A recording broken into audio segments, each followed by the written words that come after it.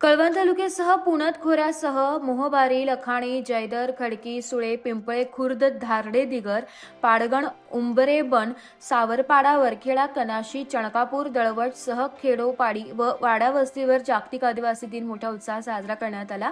तालुक्यातील विविध भागातून आलेल्या आदिवासी बांधवांनी एकत्रित येत ध्वजारोहण करून 9 ऑगस्ट जागतिक आदिवासी दिन व क्रांती दिन साजरा करण्यात आला आहे। आदिवासी क्रांतिकारकांच्या प्रतिमेचे पूजन करून पुष्पहार अर्पण करून हुतात्म्यांना मानवंदना देत अभिवादन करण्यात आलं व त्यांच्या आठवणींना उजाळा देत उपस्थित मान्यवरांनी आपले मनोगत व्यक्त केले।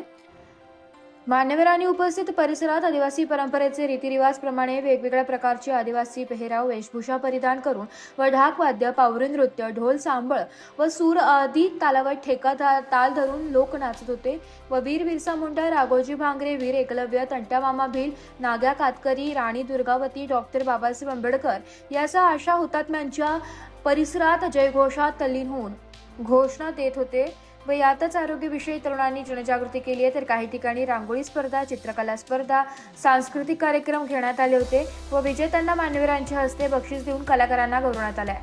त्यातच देखील वृक्षवल्ली अम्हा सोयरे वनचरे हा तुकाराम महाराजांचा संदेश जपत पर्यावरण संतुलनासाठी वृक्षारोपण व वृक्षसंवर्धन हा जीवनाचा अविभाज्य घटक असल्याचे, पृथ्वी जल जंगल वाचवायचे आहे हे ठरवून पर्यावरण रक्षणासाठी वृक्षारोपण व वृक्षसंवर्धन हा सामाजिक जीवनाचा अविभाज्य घटक बनवण्यासाठी तालुक्यातील खेडोपाडी आदिवासी दिनाचे औचित्य साधून गावाच्या परिसरात व डोंगरावर विविध वृक्षांचे झाडे लावण्यात आले।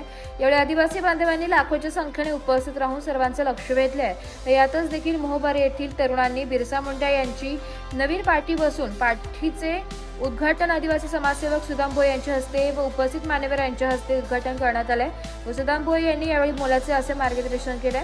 जागतिक आदिवासी दिन मोठ्या उत्साहात साजरा करण्यात आला।